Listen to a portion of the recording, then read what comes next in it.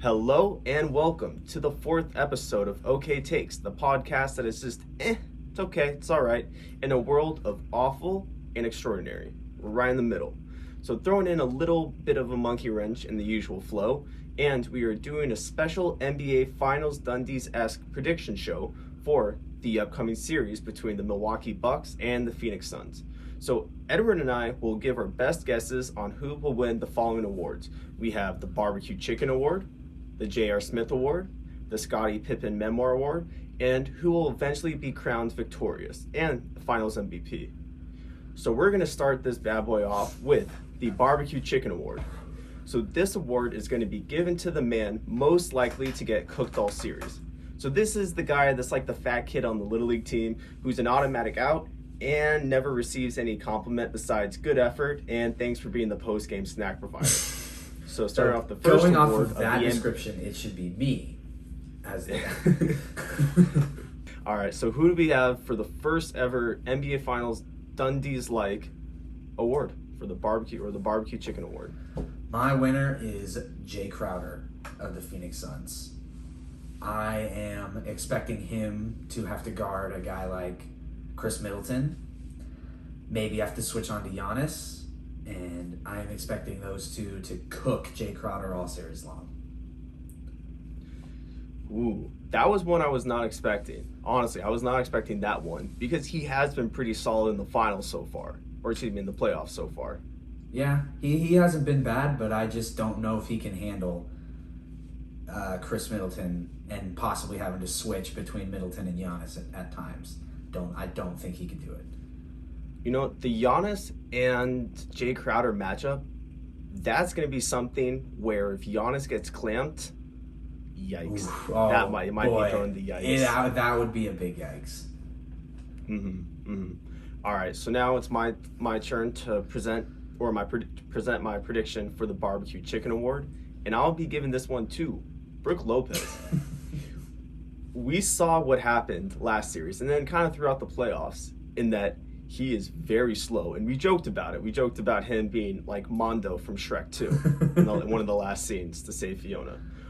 But it's really going to hurt. It's really going to hurt because right now he is the mobility of Chief and Bird Flew Over the Cuckoo's Nest. He is a guy that really covers a lot of ground, but he covers it in a very slow time span. And he's going to be lunging all over the place. I cannot wait to see what Chris Paul does to him in the pick and roll, similar to what Trae Young did. And in Trae Young's, let's call it the 50 burger, the official 50 burger, he was eating him alive. And a lot of those big step back threes came on Brook Lopez.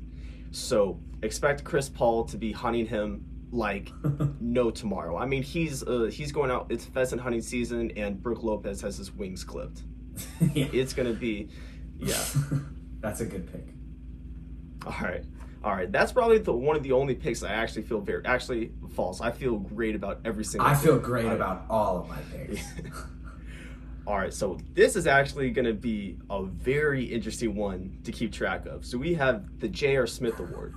So this award is in honor of J.R. Smith's incredible feat in Game 1 of the 2018 Finals, where he lost control of all his cognitive facilities, and probably the biggest fuck up in the last 5 seconds of a game in recent memory. Ever. It's a lot. Yeah, let's just call it ever. Let's just call it ever. So this is the award for like who's gonna fuck it up within the last 10 seconds. That's gonna be the meme. Who's gonna be the meme guy? Okay, my winner. So this guy's gonna walk home a two-time award winner tonight. I'm going Brook Lopez.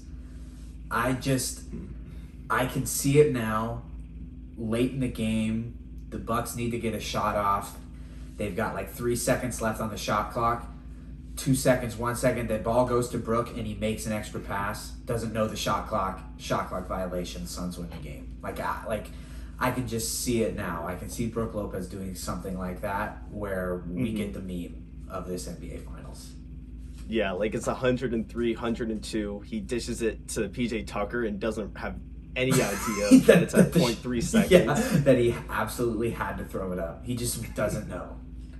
Has no clue. No clue.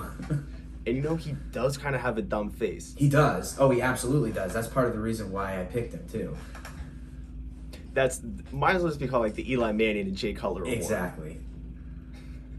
All right, so my J.R. Smith Award has nothing to do with what's actually been going on in the game. There's no stats, no sabermetrics, just dumb guy couch analysis, and it's gonna go to Jay Crowder. Yeah, I thought about giving Crowder a second award, but I didn't want to.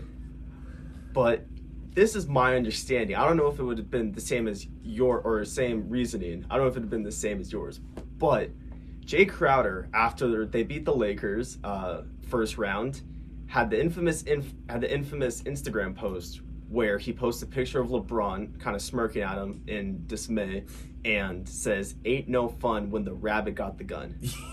Yeah. That's a bold thing to post. Yeah. Round one. Yeah. And there's no way Karma's not going to come back around. Yeah, that's a good choice. You have to be such an idiot to do a post like that. Yeah. Unless round you're one, too. Yeah, I don't know. We have been keeping away from Lakers talk, obviously, because it's not relevant.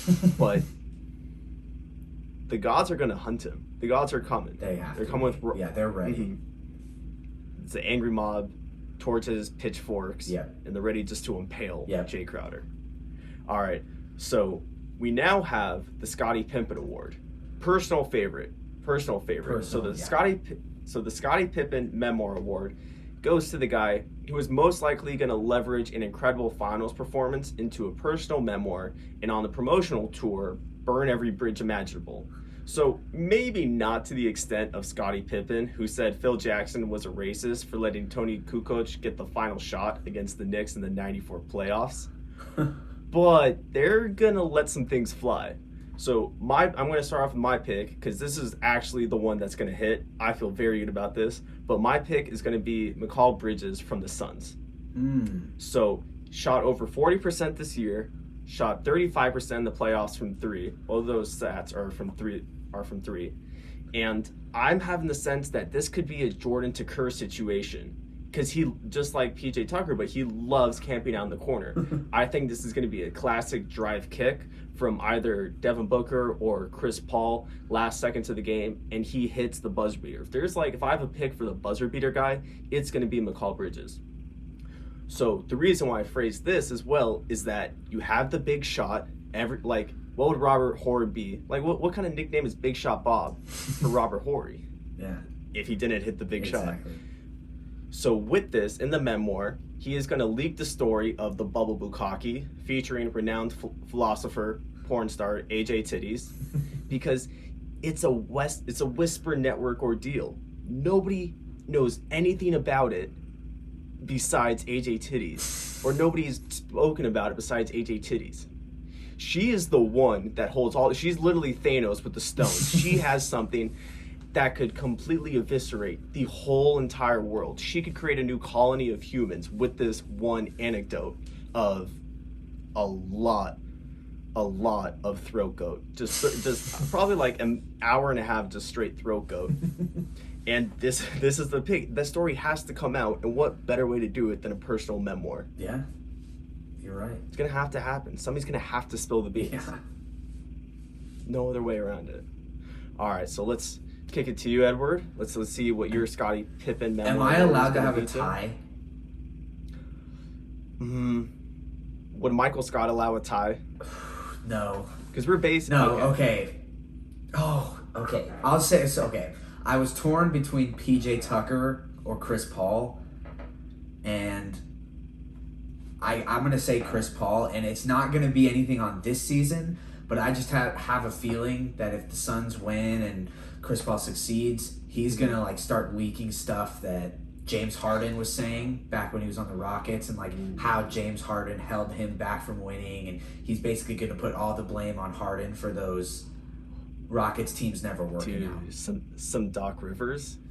Yeah, you never know there too. He might put some blame there, but I feel like Chris Paul will definitely exploit James Harden if he's able to win, and just be like, Harden wouldn't let us do this, and Harden tried to control this, and Harden did I just see it. I can see it right now.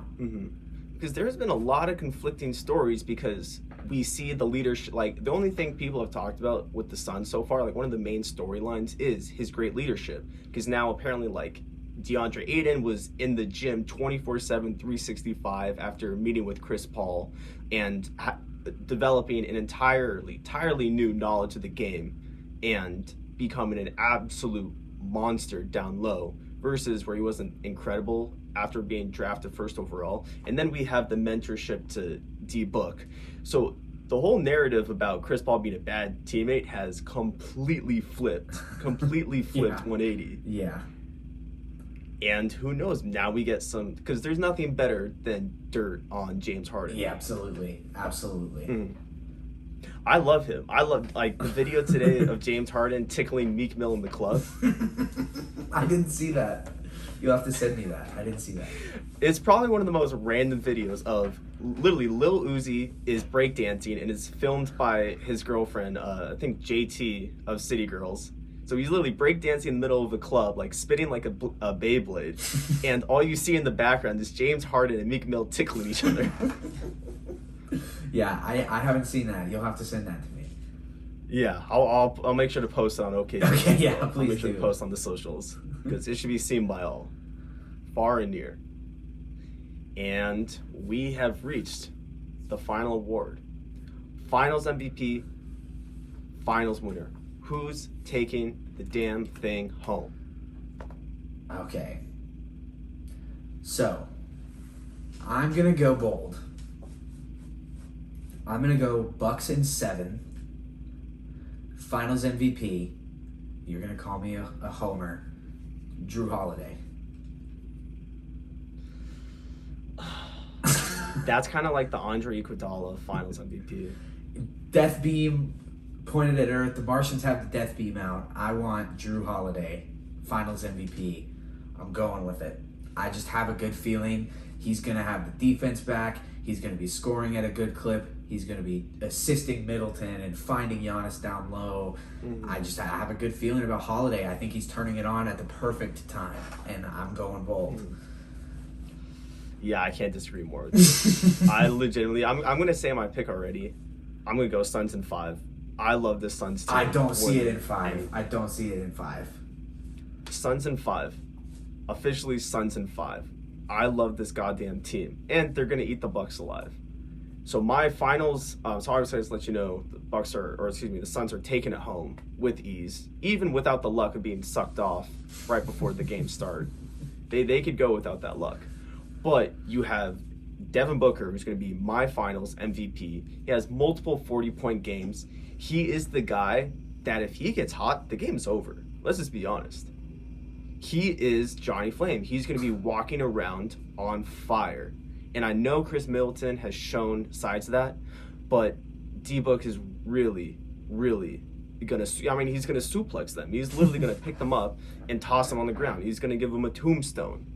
Shawn Michaels sweet chin music. No matter what he's going to do, he's going to fuck up the Bucks. I can't wait for that to happen.